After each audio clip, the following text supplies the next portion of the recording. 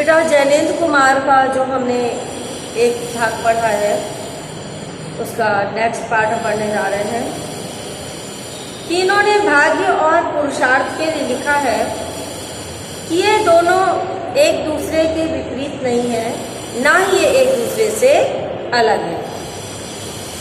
हमारे पराक्रम, हमारे परिश्रम से हम दोनों को एक कर सकते हैं।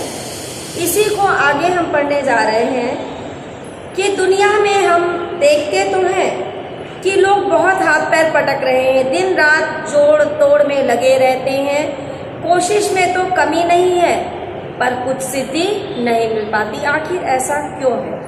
कह रहे संसार में बहुत से लोग हैं, तमाम तरह का प्रयास करते रहते हैं सफलता प्राप्त करने के लिए, धन प्राप्त करने के लिए, नौकरी प्राप्त करने के लिए, लेकिन उन्हें सफलता नहीं मिल पाती। ऐसा क्यों होता है? आखिर कोशिश की पुरुषार्थ में सिद्धि माने तो यह दृश्य नहीं दिखना चाहिए कि हाथ पैर पटकने वाले लोग व्यस्त और निष्फल रह जाए।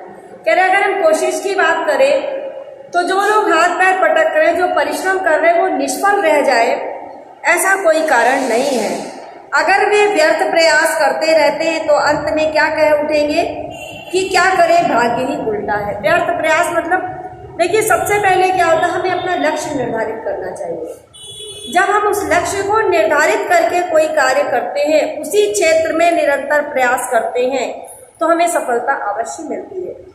लेकिन अगर हमें जाना पूरब की ओर है और हम चल पश्चिम की ओर रहे हैं, तो निश्चित रूप से भाग्य और पुरुषार्थ अलग हो जाएगा। ठीक है ना?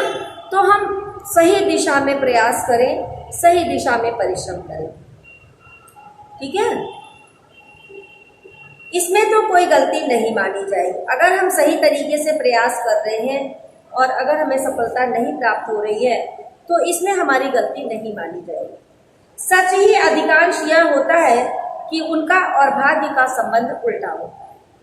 भाग्य के स्वयं उल्टे सीधे होने का तो प्रश्न ही क्या है, कारण उसकी सत्ता सर्वत्र व्याप्त है। कह रहे ईश्वर की सत्ता सभी जगह व्याप्त है, इसलिए भाग्य उल्टा या सीधा हो, इस बात का कोई प्रश्न ही नहीं उठता है, क्योंकि यह वहां तक चलता है जहां दिशाएं तक समाप्त है।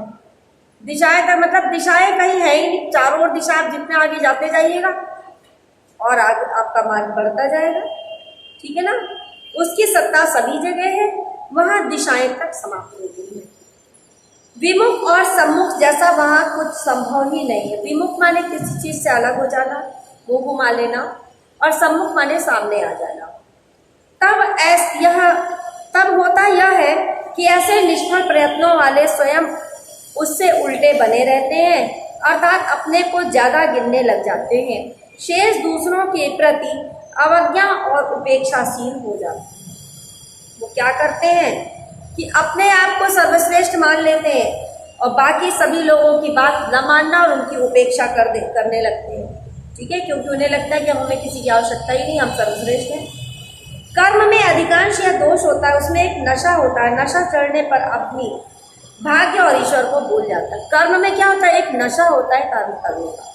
हम कार्य करते जा रहे हैं, ना हम उसमें ईश्वर का स्मरण करते हैं और ना ही भाग्य को सोचते हैं। ठीक है? और इसके साथ साथ सबसे बड़ी चीज हम क्या भूल जाते हैं? विनम्रता भूल जाते हैं, इसकी आवश्यकता को भूल जाते हैं। हमें लगता है कि अब हमें दुनिया में किसी चीज की कोई आवश्यकता ही नहीं रह गई है। ऐसा यूँ कहिए कि जानबूझकर भाग्य से अपना मुंह फेर लेता है। और जब हम इस तरह का व्यवहार करने लगते हैं तो भाग्य हमारा हमसे विमुख हो जाता है, हमसे मुंह फेर लेता है। ठीक है? इसलिए अगर उसे सहयोग न मिले तो उसमें विस्मय ही क्या। जब आप अपने कर्तव्य से क्षीण हो जाते हैं, विनम्रता से क्षीण हो जाते हैं, तो उसमें आपको किसी का सहयोग नहीं मिलता है। इसमें आश्चर्य करने जैसा कुछ भी नहीं। ऊपर के शब्दों में आप कृपया कर्म की अवज्ञा न देखें, कर्म के महत्व को भी पहचानें।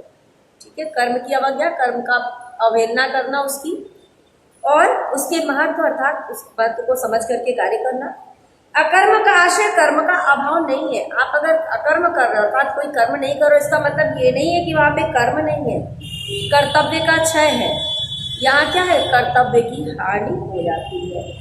मैं यह कर रहा हूँ, मैं वह करने वाला हूँ, मैंने किया कुछ नहीं है, मैं केवल बात कर रही हूँ क्योंकि मैंने ये कर लिया है, मैं ये करूँगा, मैं ये करूँगा, किया कुछ नहीं, केवल हम बात चर्चा कर रहे हैं। यह सब करके छोड़ूंगा आदि आदि। लोग बहुत तेजी से बात करते हैं, मैं ये सब करके छोड़ूंगा, मैं ये करूँगा, मैं वो करूँगा, किया क्या है ये नहीं पता है। अहंकारों से किया गया कर्म यदि सिद्धि और सफलता न लाए बल्कि बंधन और क्लेश उपजाए तो इसमें तर्क की कोई असंगति नहीं है। लेखक का कहना है कि अहंकार पूर्ण ढंग से किया गया कार्य सिद्धि और सफलता नहीं लाता है, ये केवल बंधन और कलह उत्पन्न करता है। इसमें किसी भी प्रकार का तर्क करने की कोई आवश्यकता नहीं है। पुरुषार्थ का अर्थ मेहनत नहीं, सहयोग भी है। अर्थात अगर आप पुरुष हैं तो इसका अर्थ, इसका मतलब ये नहीं है कि आप स्वयं के लिए उन्नति करें, स्वयं के लिए परिश्रम करें। आप दूसरों का सहयोग करें, उन्हें भी अपने साथ उन्नत बनाने का प्रयास करें, यही सच्चा पुरुषार्थ है। ठीक है, अहम के बल पर चलने से सहयोग क्षीण होता है, तब उसको पुरुषार्थ होता है। अगर आप अहंकारी हो जाते हो तो क्या होता है, आप सहयोग करना भूल जाते हो, आप सिर्फ अपने लिए जीने लगते हो, और इसको हम पुरुषार्थ नहीं कह सकते। ठीक है, पुरुषार्थ वह है जो पुरुष को सब प्रयास रखे, अर्थात प्रयासरत रखे, वो हमेशा प्रयास करता रहे, कार्य करता रहे, वही पुरुष है। और साथ ही सहयुक्त भी रखे, साथ में क्या है, दूसरों का सहयोग भी करे। यह जो सहयोग है सच में पुरुष और भाग्य ही, यही सहयोग, यही आगे बढ़ने का आत्मबल सत्य में क्या है, ये आपका भाग्य है, यही पुरुषार्थ है।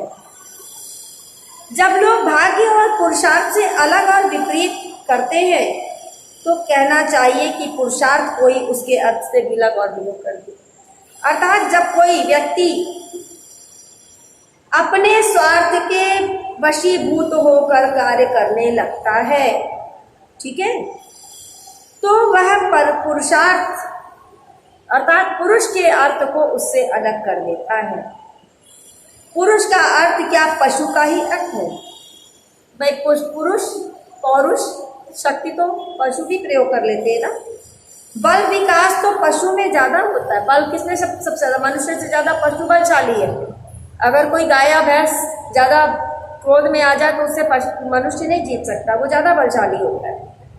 दौड़ धूप निश्चित रूप से पशु अधिक करता है। मनुष्य तो घोड़े पे सवार हो जाता है, लेकिन परिश्रम कौन करता है? घोड़ा करता है उसको ले जाने का।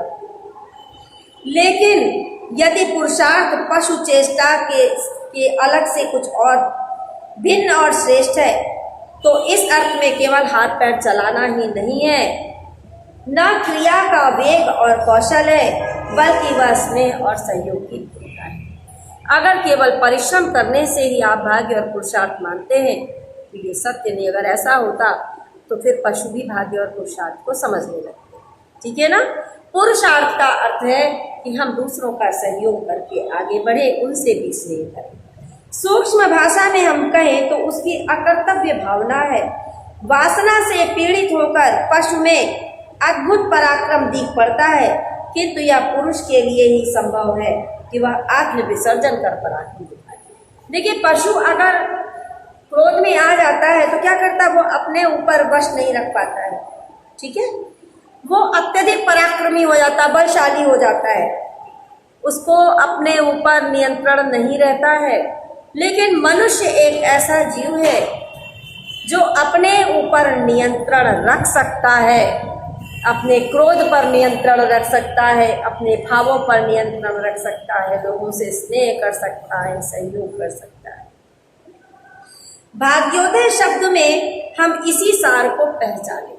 भाग्य के उदय में हम क्या पहचाने? इसी बात के तत्व को पहचाने। भाग्यवादी बनना दूसरी चीज है, उसमें हम भाग्य को अपने ऊपर मानते हैं। भाग्य का यह मानना बहुत ओछा और अधूरा होता है। सचमुच ही इसे मानने से हमें पुरुषार्थ की हानि होती है।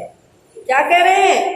भाग्यवादी बनना, बैठे हुए हैं हाथ पे हाथ रख के कह रहे भाग्य में होगा तो रोटी मिल जाएगी, ये भाग्यवादी बनना। ठीक है, और भाग्य को क्या मानते? सबसे ऊपर मान लेते और कर्तव्य करना भूल जाते हैं।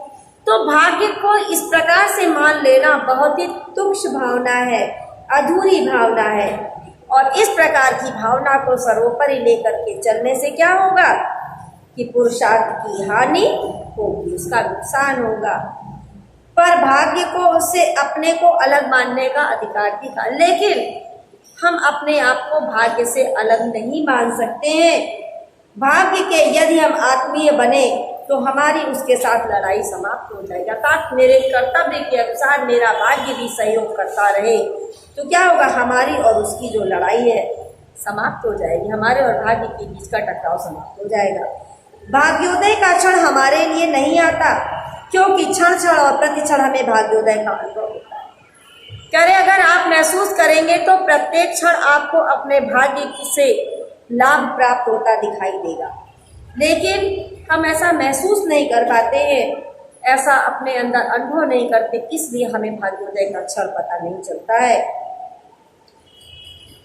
जहां तक भाग्य यहाँ से वहां तक हमारे जीवन को उदित और आलोक करता है, ऐसा व्यक्ति विरोधी यत्न या श्रम नहीं करता, उसकी अपनी आकांक्षा अथवा वासना नहीं रहती, उसका कर्म इसलिए उसे नहीं थकाता नहीं, अकर्म की प्रेरणा कर रहने से उसमें कर्म की प्रतिक्रिया नहीं रहती, न बंधन रह जाता है, मानो कर्म उससे भाग्य ही कराता, इसलिए प्रत्येक कर्म उसके भाग्य को प्रशस्त और विस्तृत ही कर जाता है।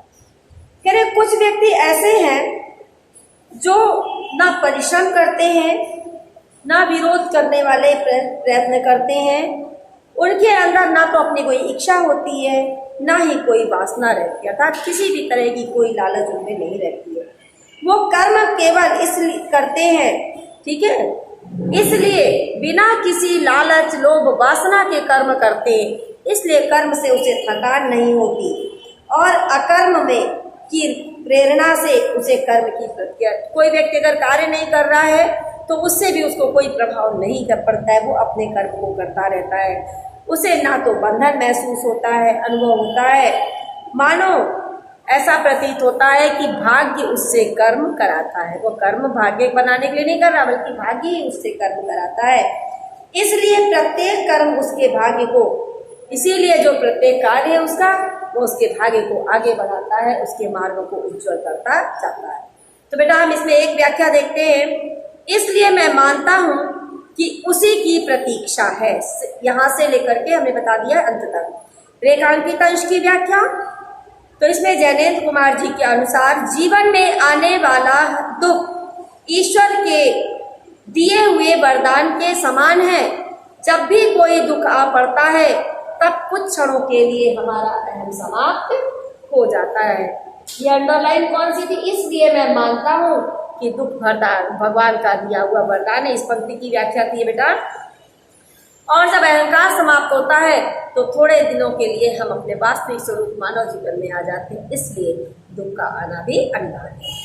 लेखक ने किसे और क्यों ईश्वर का अमृत बताया है, तो बेटा लेखक ने दुख को ईश्वर का वरदान और अमृत माना है, क्योंकि दुख मनुष्य का अहम समाप्त करता है और प्राणी भगवान की ओर उन्मुख हो जाता है। मनुष्य क्या होता है, भगवान की ओर उन्मुख हो जाता है।